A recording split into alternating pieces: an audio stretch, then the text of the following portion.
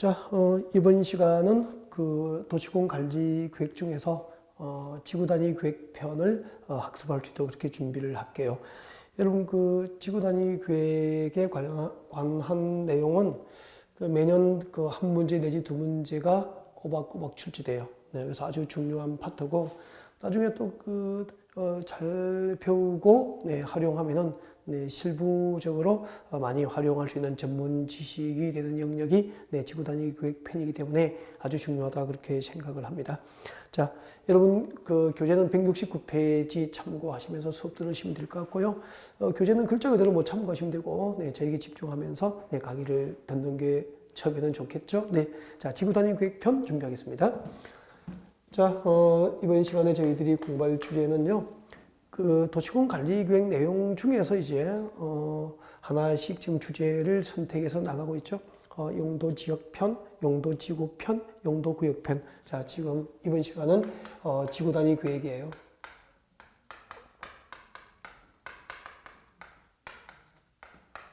지구 단위 계획과 그리고 이제 지구 단위 계획 구역 편을 학습할 수 있도록 그렇게 준비를 할 텐데, 우선 그 제일 먼저 이제 지구 단위 계획이 무엇인지 또 지구 단위 계획 구역이 무엇인지 개요 설명드리겠습니다. 네, 개요 설명을 좀 드리고요.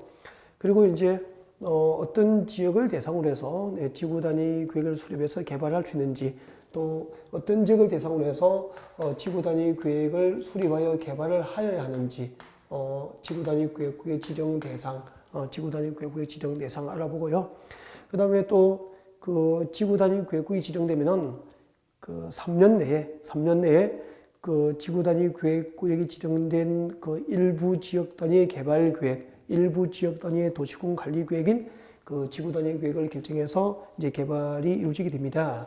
그 지구 단위 계획의 내용 등등을 중심으로 해서 이제 학습을 할 수 있도록 그렇게 할 테고요. 아무튼 그 12월 이 입문 과정에서 네, 지구 단위 계획에 대한 기본적인 개요라든지 기본적인 틀을 잘 잡을 수 있도록 이렇게 하셨으면 좋겠습니다. 자, 지구 단위 계획이 무엇일까요? 라고 하는 네, 개요 설명을 하는 것으로 네, 시작을 해보겠습니다. 자, 지구 단위 계획이 무엇일까요? 우리 그 첫날 첫 수업에서 아마 도시공 관리 계획 내용을 소개를 할 때 그 지구 단위 계획이 무엇인지 여러분에게 잠깐 그 개요 설명을 드렸을 겁니다. 기억나시죠? 안녕하세요. 이게 뭐죠? 이게 도시군 계획이죠. 그러니까 한 개의 도시, 한 개의 군 관할구역 전부 이렇게 한 개의 도시나 한 개의 군 관할구역 전부를 단위로 하는 국토계획이 뭐죠? 도시군 계획이고 그 도시군 계획 수립 대상 지역 중에서 일부 지역, 이 일부 지역 단위의 토지용 계획을 무엇이라고 했습니까? 지구 단위 계획이라고 했잖아요. 기억나시죠? 네. 자, 설명하겠습니다. 여러분 여기는 서울이에요. 서울시. 이제 물으면 대답을 할 수 있어야 되죠. 자, 우리나라 국토 전부를 대상으로 해서 국토 개발에 대한 종합적인 장기적인 발전 방향과 목표를 지시하는 계획이 있었습니다. 뭐죠? 국토 종합 계획. 그리고 이웃하고 있는 두 개성의 시군을 묶어서 국토 곳곳에는 이웃하고 있는 두 개성의 시군 관할구를 하나의 단위로 묶어서 광역계획이 지정되어 있고 그 지정된 광역계획권 단위로 수립하는 국토계획은 광역도시계획이다라고 했습니다. 그리고 우리 서울처럼 한 개의 도시, 그리고 한 개의 군 단위로 수립하는 한 개의 시 관할구역이나 한 개의 군 관할구역 전부를 단위로 하는 국토계획이 있습니다. 뭐죠? 그렇죠. 그것은 도시군 계획이었죠. 도시군 계획이 되는 거죠. 서울은 서울시 관할구역 전부를 대상으로 해서 서울시 도시군 계획이 수립되는 거죠. 서울시 관할구역 전부를 단위로 해서 서울시 도시군 계획이 수립되는 거죠.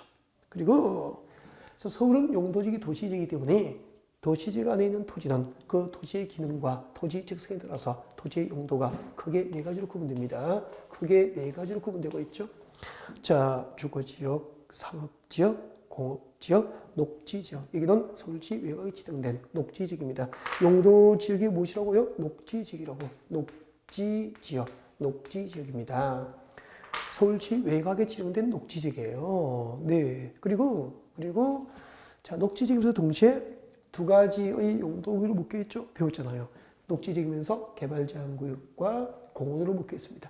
그 개발제한구역 그린벨트 그리고 공원의 정식 명칭이 뭐죠? 도시, 자연, 공원, 구역 그렇게 배웠죠. 자, 녹지지으면서 동시에 그린벨트로 가정합시다. 녹지지으면서 그린벨트 개발제한구역으로 묶게 된 거죠. 그래서 여러분 이 빗금치 부분의 용도 지역은 녹지지역이에요.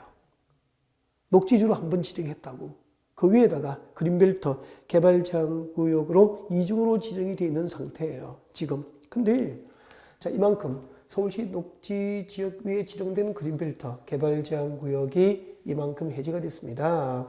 여러분 잘 보시면은 이번에 그린벨트가 해제된 지역, 이번에 그린벨트 해제된 지역은 서울시 관할구역 전부입니까? 일부입니까? 일부. 이렇게 서울시 관할구역 중 일부 지역, 이 일부 지역 단위를 지구 단위라고 합니다. 그러니까 한 개의 도시나 한 개의 군 전부를 말하는 게 아니고요. 도시 또는 군 관할구역 중 일부 지역 단위, 그 일부 지역 단위를 지구 단위라고 하는 거죠. 여러분, 지구 단위가 뭐죠? 도시 또는 군 관할구역 전부입니까?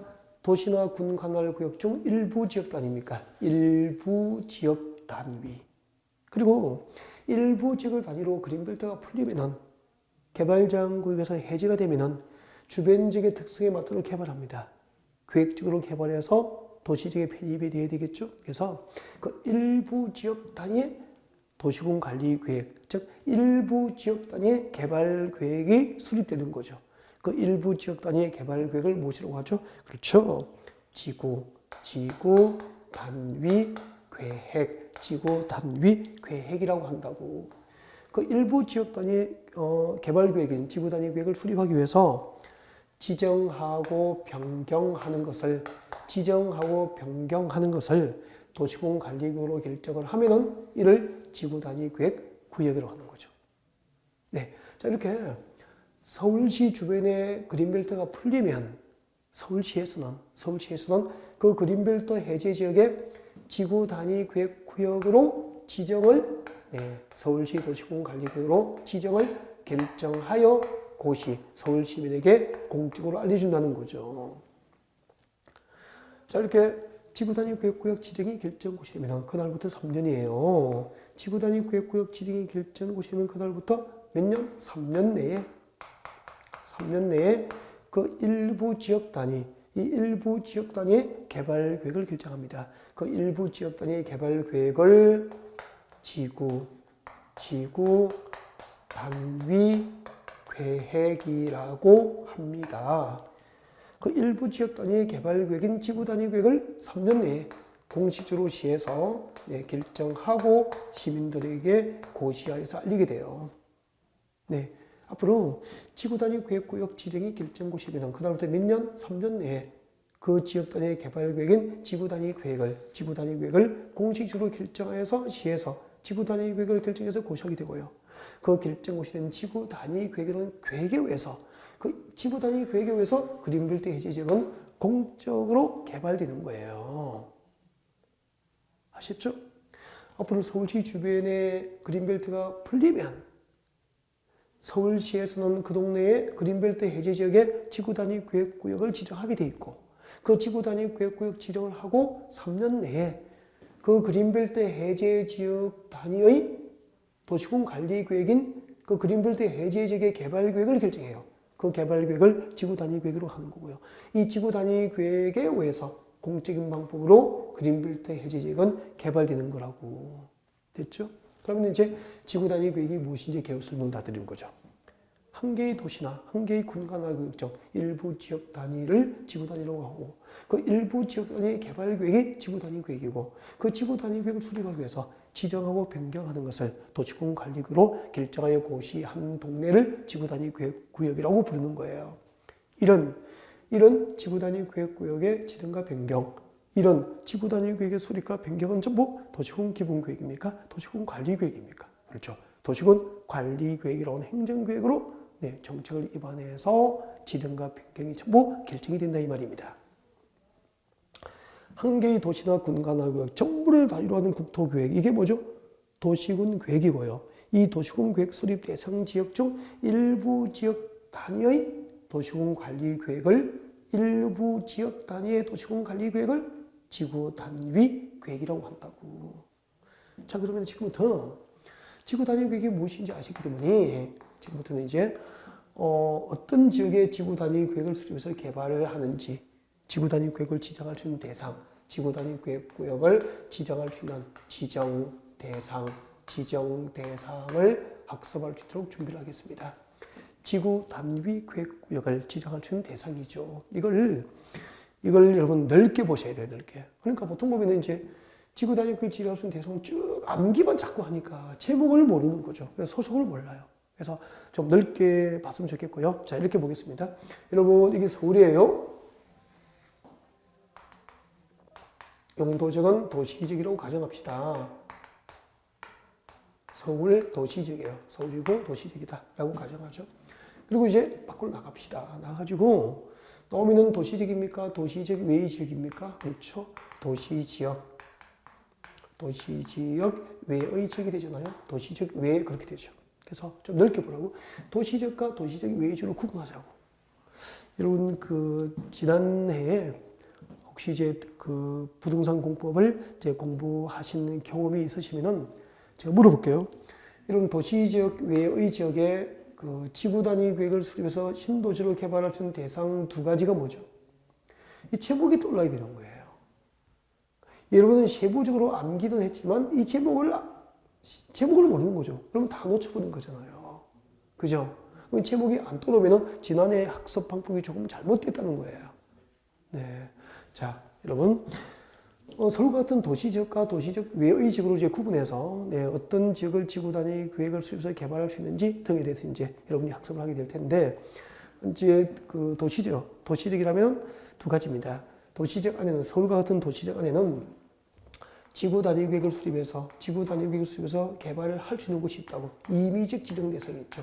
지구 단위 계획을 수립하여 개발할 수 있는 곳이 있어요. 임의적 지정 대상이 있다고.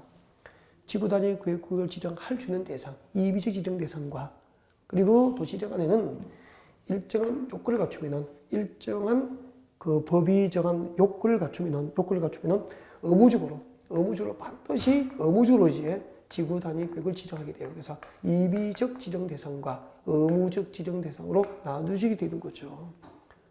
자, 어디에 도시지역 안에서 어떤 동네를 지구 단위 계획으로 개발할 수 있을까? 어떤 동네는 반드시 지구 단위 계획으로 개발을 해야 할까? 이렇게 두 가지로 구분된다고. 이 제목을 놓치면 안 돼요. 도시지역 안에는 지구 단위 계획을 수립하여 개발할 수 있는 곳과 지구 단위 계획을 수립하여 개발을 해야 할 곳으로 구분된다. 자, 지구 단위 계획을 수립해서 개발할 수 있는 곳, 임의적 지정 대상, 여러분에게 소개합니다. 여러분 교재 봅니다. 169페이지 보면은 나와 있죠. 임의적 지정 대상, 지정할 수 있다. 대상 나와 있죠. 첫 번째, 용도지구. 우리 용도지구 배웠잖아, 오늘 첫 시간에. 그러니까 우리 서울에 용도지구가 지정된 지역은 그 지정된 용도지구, 이 용도지구가 지정된 동네는 그 전부나 일부를 지구 단위 계획을 수립하여 개발할 수 있어요. 네, 그리고 자, 서울에서 도시를 개발합니다. 여러분, 서울이라고 하는 도시는 도시개발이 멈춘 도시입니까? 끊임없이 개발되고 있습니까? 끊임없이 새로운 주택단지, 새로운 산업단지, 새로운 유통단지, 새로운 시가지가 조성되고 있다고. 이게 전부 도시개발이라고. 이렇게 서울에서 대규모 주택단지, 유통단지 등 신도시가 개발되는 지역은 그 도시개발법상 도시개발구역이 지정된 지역은 전부나 일부를 지구단위 계획 수립을 할 수 있어요. 그리고 여러분 신도시 개발, 도시개발이 끝나고 40년, 50년의 세월이 흐르면은, 그죠? 기반 시설은 열악해지고 건물은 노후화되기 때문에 도시 기능이 떨어집니다. 그러면 재개발도 하고 재건축을 하지 않습니까? 그럼 재개발하고 재건축하는 사업은 도시개발 사업입니까? 정비 사업입니까? 정비 사업이죠. 도시를 정비하는 사업이죠. 이렇게 도시개발구역이 지정됐거나 정비구역이 지정된 지역은 그 전부나 일부를 지구단위 계획 수립을 할 수 있게 되는 거예요.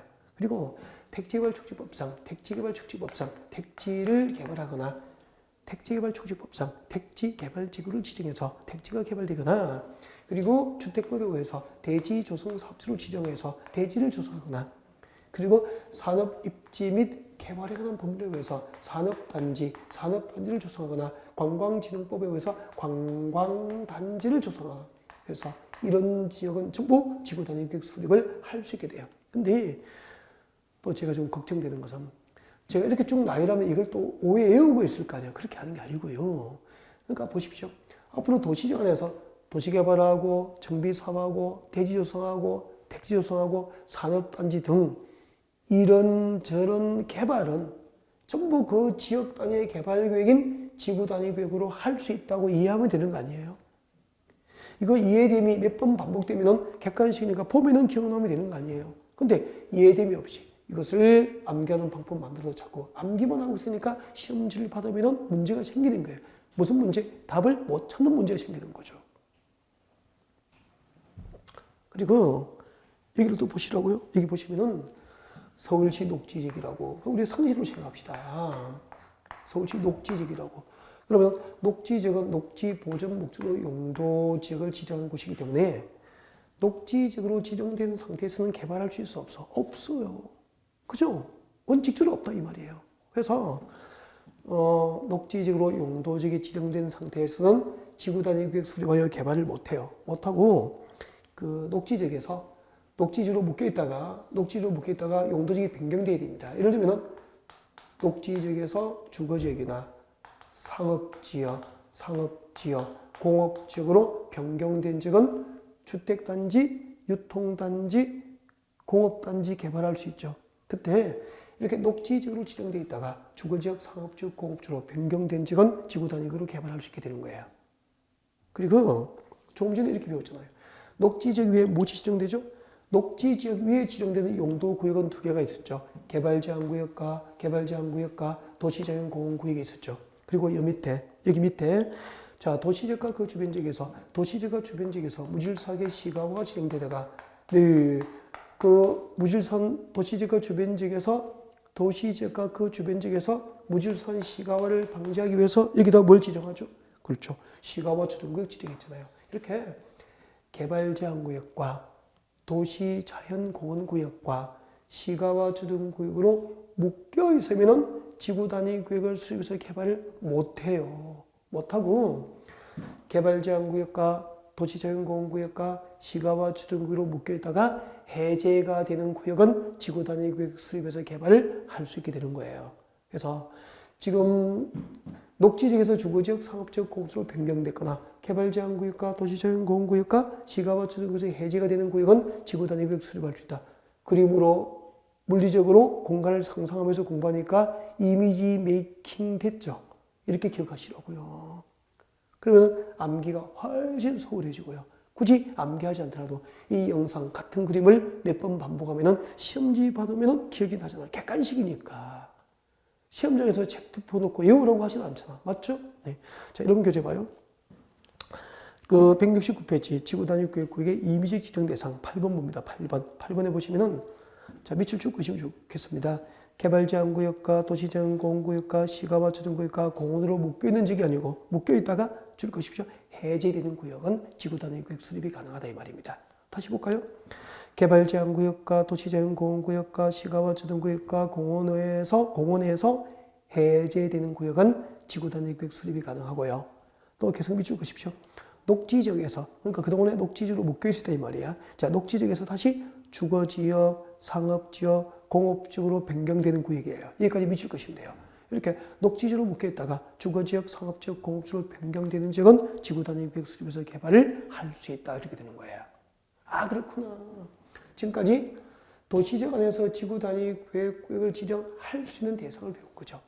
그리고요, 이 중에서 즉 임의적 지정 대상 가운데서 일정한 조건을 갖추면 반드시 지구 단위 계획을 결정하여 개발을 해야 한다. 그렇게 이제 의무적 지정 대상으로 나가는 거죠. 여기까지는 일단 들어가지 않을게요.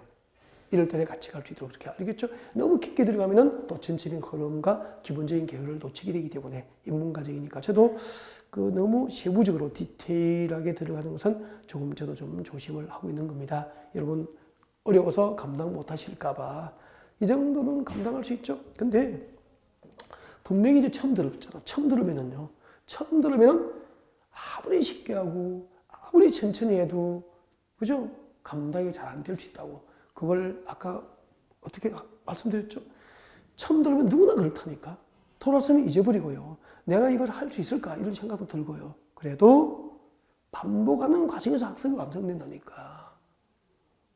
네. 그래서 처음에 외우려고 하지 말고요. 처음에 공부하려고 하지 말고요. 그냥 편안하게 들으면 줘요. 몇 번만 반복해서. 그러면은 자동으로 시간이 가면은 된다니까, 이게. 그래서 조급하게 하지 말라는 거죠. 여러분 영상으로 보니까 잘 모르시겠지만 제가 좀 이렇게 좀 날씬해요. 예, 그래서 제가 그 마라톤 운동을 한 지가 한 7, 8년 됐거든요. 그래서 뭐 잘 하지는 못하지만 제가 건강을 위해서 열심히 관리하고 있다고. 마라톤을 할 때 말이야. 완주를 하면은 42.19km 되잖아. 그죠? 42.19km니까 이걸 다 뛰어야 되잖아요. 이걸 뛸 때 처음에 빨리 뛰는 자 전부 중간에 다 10km도 못 가서 병나고 뭐 다 주저앉고 말죠. 그래서 이걸 끝까지 완주하는 자는 처음에 천천히 가요. 걷는 것보다 약간 빠른 수준으로 시작해요. 몸이 풀릴 때까지. 그렇게 해서 자기 페이스를 잃지 않고 끝까지 완주한다고. 마찬가지로 공부도 마찬가지예요. 그래서 하루아침에 다 이걸 뛸 수 있는 게 아니고요. 한 시간에 다 뛸 수 있는 게 아니고, 그죠? 수시간 동안 적절하게 시간을 안배하고, 그리고 또 자기의 열정을 안배하고 해서 이게 끝까지 다 완주해서 해내신다고. 그래서 우리 수험 준비도 이거하고 같지 않을까요? 처음에 사법고시 할 것처럼 막 시작해가지고 몇 강도 듣지 못하고 금방 포기해버리고 어렵다고 금방 주저앉아버리고, 그죠? 몇 번 반복하는 과정에서 학습이 완성되니까 참고 견디면서 반복하면서 따라오시라는 얘기예요. 자, 그러면 이제 넘어갑니다. 자, 일단 도시적에는 지구 단위 계획을 수립해서 개발할 수 있는 것도 있고 지구 단위 계획으로 개발을 해야 할 곳이 있다. 그렇게 말씀드렸고요. 그 다음에 이제 두 번째는 도시적에서 놀고 있을 거 도시적 밖으로 나오라고. 그러면은 우리 그 용도 지역에서 배웠죠. 여러분 도시적 밖에는 용도지역이 5개가 있어요. 제가 적어볼게요. 계획, 관리 지역 배웠잖아요. 일단은 뭐 들어본 적이 있죠. 배웠다고만 기억나면 돼요. 계획, 관리 지역이 무엇인지 다 잊어버렸지만, 그죠? 배웠다고만 기억나면 돼요.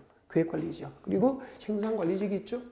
생산 관리 지역이 있고요. 그리고 보전 관리 지역이 있죠. 보전 관리 지역이 있고요. 그리고 농림 지역과 자연환경 보전 지역이 있습니다. 그렇게 소개를 했을 거예요.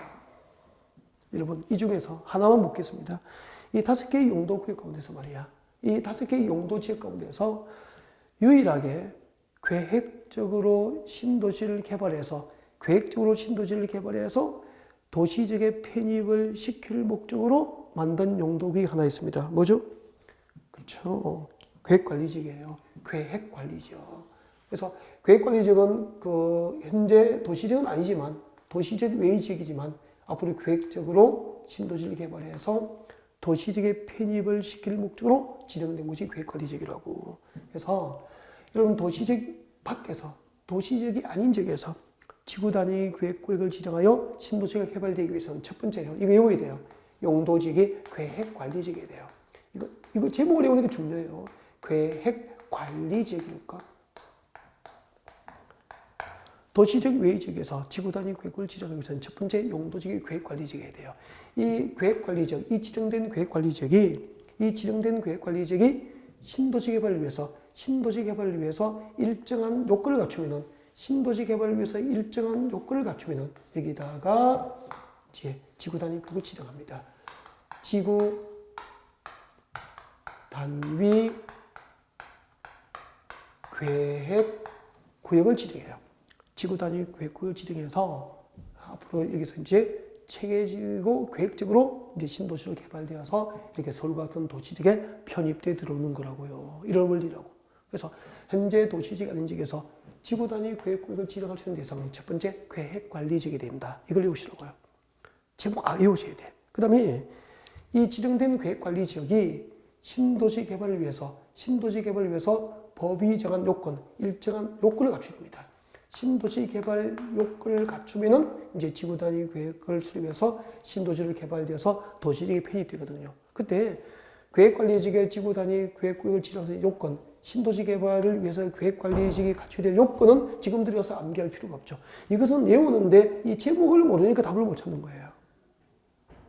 그 다음에 두 번째는 여러분 계획관리지역은 본래부터 이제 현재 도시지역은 아니지만 계획적으로 신도시를 개발해서 도시지역에 편입을 시킬 목적으로 용도 지정된 곳이 계획관리지역이고요. 그리고 나머지를 보시라고요. 생산관리지역, 보전관리지역, 농림지역, 자연환경 보전지역입니다. 여러분, 이 생산관리지역과 보전관리지역과 농림지역과 자연환경보전지역. 이 지역은 생산관리지역은 그 농림 도시지역에 가깝기 때문에 본래 농림지역 지정 대상인데 도시지역에 가깝기 때문에 농림지역에 준하여 농업적 생산이 가능하도록 관리가 필요한 곳이 생산관리지역이어서 제가 설명하기를 농림지역의 사촌쯤 됩니다라고 말씀드렸을 거예요. 그리고 보전관리지역은 본래는 자연환경 보전지역으로 보전을 해야 될 땅인데 그 위치가 도시지역에 너무 가까워서 도시개발이 확산되니까 자연환경 보전지로 지정하여 관리가 곤란한 곳이 보전관리지로 했습니다.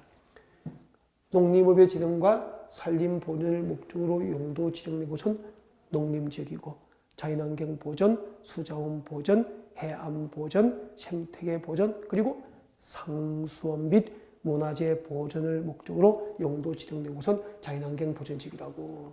그래서 이 네 가지 공통점은요, 개발 용도입니까? 보전 용도입니까? 전부 보전 목적이라고.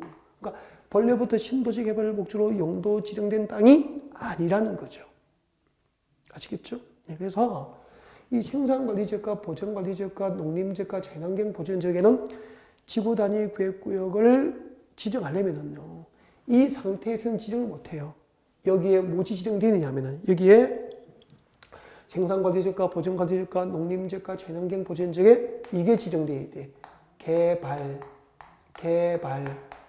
오늘 용도지구에서 들어보셨죠? 개발 진흥지구라고 하는 용도지구가 지정되고 이 개발진흥지구가 신도시 개발을 위해서 일정한 요건을 갖추면은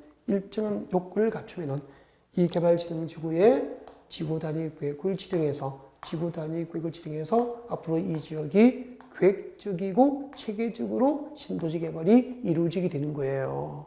아, 그런 거구나. 이렇게 된다고. 그럼 여러분이 가장 중요한 거. 계획관리지역의 지구단위 계획구역을 지정할 수 있는 요건, 개발진흥지구의 지구단위 계획을 지정할 수 있는 요건은 내년 1월달부터 준비해서 1월달 3, 4월, 5, 6월 가정해서 그때 우리가 준비해도 하나도 늦지 않다 이 말이에요. 근데 여러분이 꼭 챙겨야 될 거. 이 두 개 제목을 외우는 게 비법이에요. 도시지역이 아닌 지역에서 지구단위 계획구역을 지정해서 신도시가 개발되기 위해서는 첫 번째 용도지역이 계획관리지역이고 아니면은 계획관리지역이 아닌 나머지 용도지역이라면 뭐가 지정돼야 되죠? 개발진흥지구가 지정돼야 한다. 이 두 개 제목을 놓쳐버리면 다 놓치는 거예요. 이렇게 해서 이 계획관리지역과 개발진흥지구가 신도시 개발을 위해서 일정한 요건을 갖추면 여기다가 지구단위 계획구역을 지정하겠죠. 지구단위 계획구역 지정을 이제 도시공관리구역으로 결정고시를 하고 그 지구단위 계획구역 지정을 결정고시한 날로부터 3년 내에 그 지역 단위의 개발 계획인 지구단위 계획을 결정하고 그 결정된 지구단위 계획에 의해서 이제 공적인 방법으로 이 지역이 신도시로 개발되어서 도시지역에 편입되어서 들어오게 되는 거예요. 지금요, 제가 좀 이거 복잡해 보이지만 처음에는 복잡하고 어렵고 힘들죠. 이걸 계속 반복하기 때문에 나중에 지나고 보면은 그렇게 제가 어렵게 많이 들어가는 것은 아니고요. 기본 틀과 체계를 잘 잡아주었구나 라고 나중에 알게 될 거예요. 처음이면 다 어려운 거예요. 그죠? 처음이니까. 우리 뭐 시집가 가지고 처음부터 밥 잘했습니까? 아니잖아. 그죠?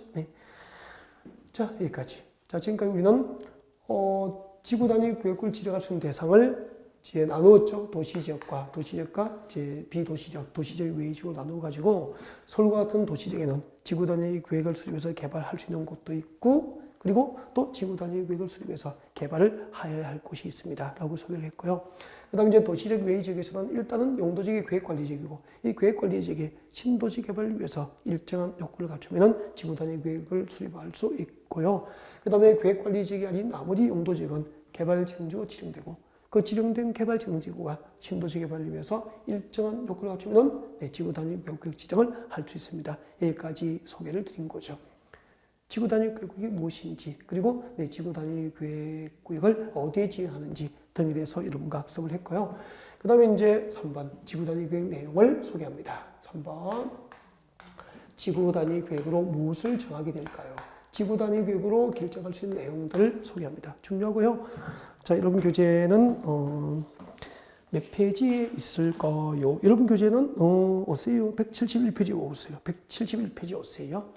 여러분 교재 171페이지 오시면은 3번 해가지고 그 지구 단위 계획 내용이 나와 있다고요. 3번 나와 있죠. 제가 읽어드릴까요? 여러분 제가 이제 교재를 이렇게 한 번씩 어디 하고 있는지 네, 이렇게 가르쳐 드린 것은 그 교재를 나중에 복습할 때 네, 참고로 하시면 된다는 얘기죠. 자, 읽어드리겠습니다.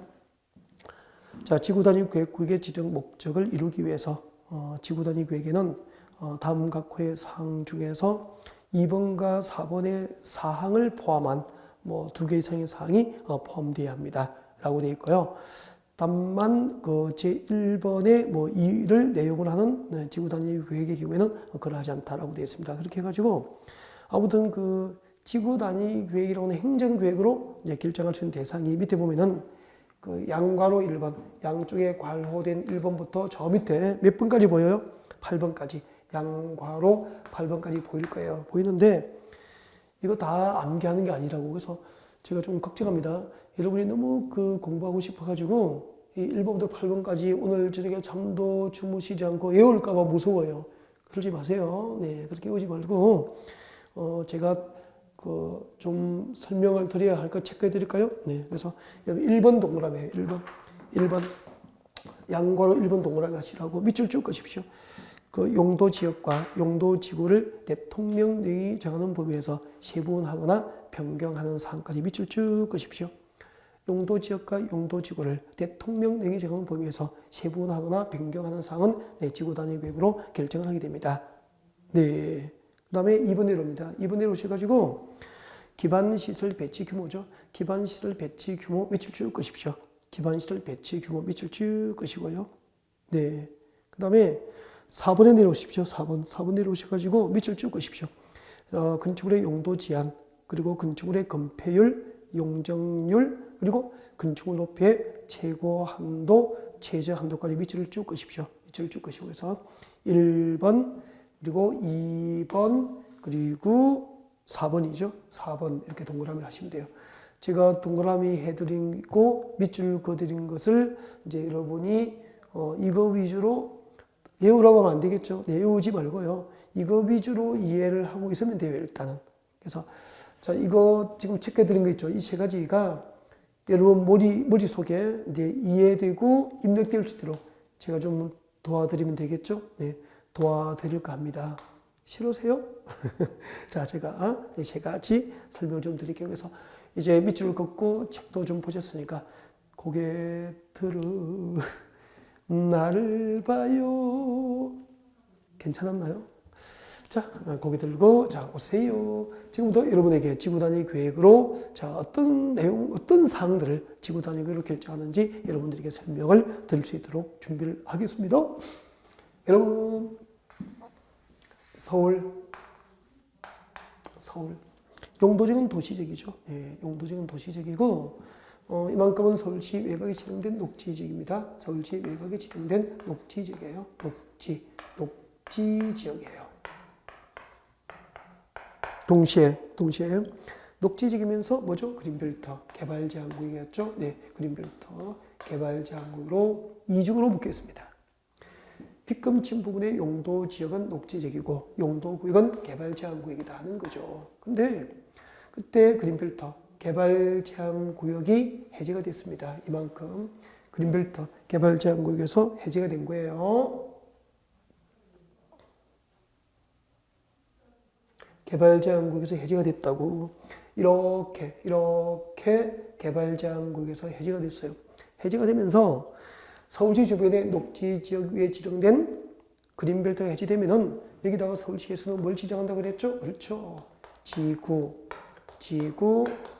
단위 계획 구역, 지구 단위 계획 구역 지정을 이제 도시공관리계획으로 결정하여 고시합니다. 라고 배웠죠. 여러분, 지구 단위 계획구역이 지정되는 대상은 한 개의 도시 전부입니까? 일부입니까? 그렇죠. 한 개의 도시, 한 개의 군관할구역 중 이렇게 일부 지역 단위로 지구 단위 계획구역이 지정이 돼요. 그러면은 그 지구 단위 구역 지정을 결정 고시한 날로부터 몇 년이죠? 3년이죠, 3년. 3년 내에 그 그린벨트가 해제된 일부 지역 단위의 도시군 관리 계획을 결정한다니까. 그 일부 지역 단위의 도시군 관리 계획. 이게 뭐죠? 그렇죠. 지구 단위 계획이 되는 거죠. 지구 단위 계획을 결정하여 고시를 하게 되는 거죠. 해가지고 이 결정된 지구 단위 계획에 의해서 그린벨트 해제지역이 개발되는 거예요. 그러면요, 서울시 주변에 그린벨트가 풀리면은 개발하는데 지구 단위 계획으로 개발한다니까요. 그러면은 그 지구 단위 계획이 그린벨트 해제지역의 개발 계획이잖아요. 그래서 그 지구 단위 계획으로 무엇을 계획하는지 그 내용을 안다는 것은, 지구 단위 계획으로 결정하는 내용을 안다는 것은 이 그린벨트 해제지역의 개발 계획을 아는 거잖아요. 개발 계획을 알아야 상담이 가능하잖아요. 상담을 하고 컨설팅을 해서 고객을 계약서에 도장 찍게 만들잖아요. 이게 전문 지식이 되는 거죠. 그럼 지구 단위로 뭘 결정하느냐? 자, 첫 번째가 용도 지역과 이런 거 아까 교재에 제가 밑줄 거 드렸죠? 네, 양과는 1번이죠. 용도 지역과 용도 지구. 그리고 이 용도 지역과 용도 지구를 대통령령이 정하는 범위에서 뭐 하게 되죠? 세분하거나 변경할 수 있다고 그랬잖아요. 용도 지역과 용도 지구를 세분 및 변경하게 되죠. 세분 및 변경. 이게 무슨 얘기냐면은, 여러분 여기 보세요. 여기 용도 지역이 뭐죠? 대답하세요. 여기 용도 지역이 뭐죠? 대답하시라고. 여기 용도 지역이 뭐죠? 아니, 잠깐. 이곳에 용도 지역이 녹지 지역이었잖아요. 그 위에 개발 제한구역 지정돼 있었잖아요. 지금 녹지 지역이 해제된 거예요? 개발 제한구역이 해제된 거예요? 개발 제한구역이 해제가 됐잖아요. 녹지 지역은 그대로잖아요. 그러면 그린벨트가 해제돼도 이곳의 용도 지역은 뭐죠? 녹지 지역이에요. 녹지 지역.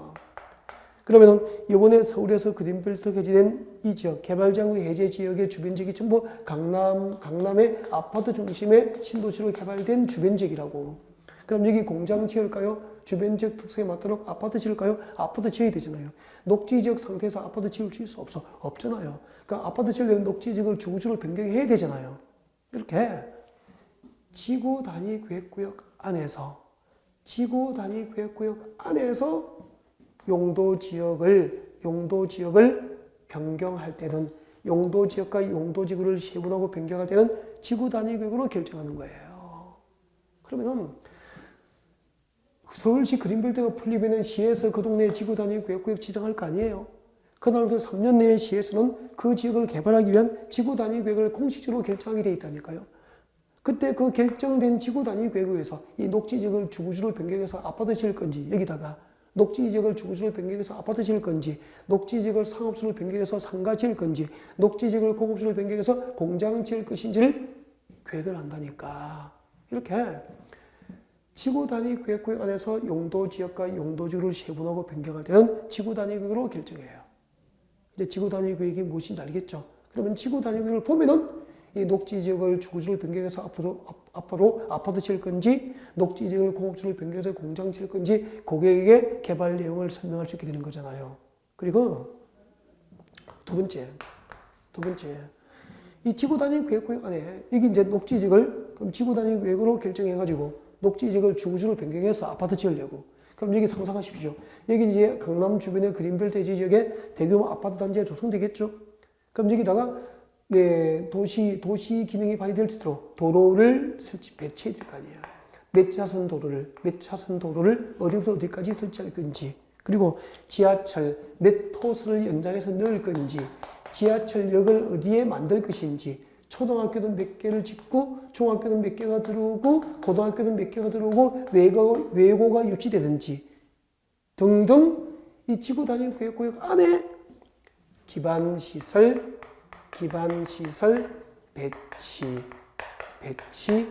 규모에 관한 사항은 지구 단위 계획으로 정하게 되는 거예요. 그래서 지정된 지구 단위 계획구역 안에 지하철, 학교, 공원, 주차장, 그죠? 녹지 공간 이런 그리고 도로 이런 기반 시설 어떤 기반 시설을 배치할 것인지 그 규모를 어떻게 정할 것인지 등은 지구 단위 계획으로 정한다 이 말입니다. 그래서 지구 단위 계획이란 지구 단위 계획 구간에서 용도 지역과 용도 지구를 세분하고 변경할 수 있는 계획이고 또 지구 단위 계획 구간에 어떤 기반 시설을 배치할 것인지 그 규모를 어떻게 할 것인지를 정하는 계획이다 이 말이에요. 이해가 되죠? 이해가 되죠? 그 다음에 세 번째 건축물의 용도 제한입니다. 아까 이거 다 체크해 드린 거에 밑줄 거 드렸다고 교재에 건축물의 용도 제한이에요. 용도 제한. 여러분 이 말이 무슨 말이냐면은 정말 중요한데 이 말이 무슨 말이냐면은 여러분 우리 여러분 저하고 나중에 건축법도 같이 공부하실 거 아니에요? 우리 건축법에서는 건축물의 용도별로 종류를 29가지 용도가 있습니다. 토지는 용도별 종류가 몇 개라고 배웠죠? 21개가 있어요. 21개. 도시적, 관리적, 농림적, 자연환경 보전적, 도시적이 세분되면 주거적, 상업적, 공업적, 녹지적, 주거적, 상업적, 공업적, 녹지적이 세분되면 다시 도시적 안에 모두 몇 개? 16개. 도시적 밖에 관리적이 계획관리적, 생산관리적, 보전관리적, 그리고 농림적, 자연환경 보전적에서 도시적 안에 토지는 용도별 종류가 16개, 도시적 밖에 5개, 합하여 우리 국토를 대상으로 지정되는 용도지의 숫자는 모두 몇 개? 21개의 용도지가 있잖아요. 21개의 용도지가 있다고요. 이렇게 용도 제한. 그럼 건축물은 용도별로 종류가 29개가 있는 거야. 땅의 종류는 21개의 용도 지역으로 구분되어 있고 건축물의 종류는 용도별로 29개의 종류가 나누어지고 그 29개의 용도 가운데서 이번에 그린벨트가 해제되고 지구 단위 계획 구역이 지정된 이 용도 지역 안에 건축법상 어떤 용도의 건축은 허용할 건지 어떤 용도의 건축이 제한될 것인지를 시에서 지구 단위 계획이라고 하는 행정계획으로 정하는 거예요.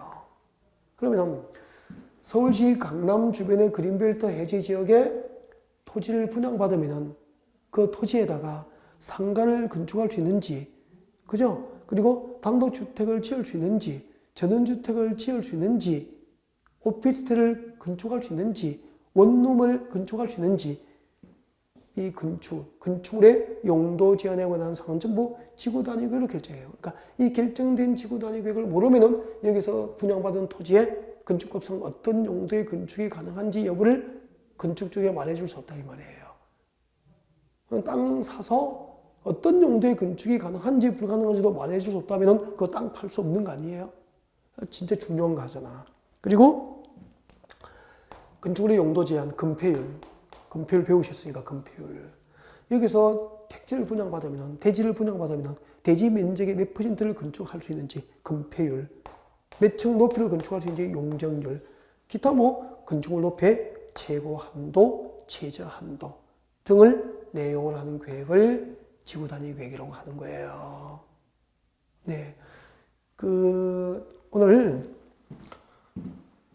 아무튼 인문 과정을 우리가 이제 하는 것은 가장 2월 달에 기본 이론을 이제 할 수 있는 가장 기본적인 사항들, 기본적인 개념하고 어떤 체계나 뼈대를 세워가는 그런 과정이기 때문에 지구 단위 계획이 무엇인지, 지구 단위 계획이 무엇인지 여러분에게 이제 개요 설명을 쭉 드린 거예요.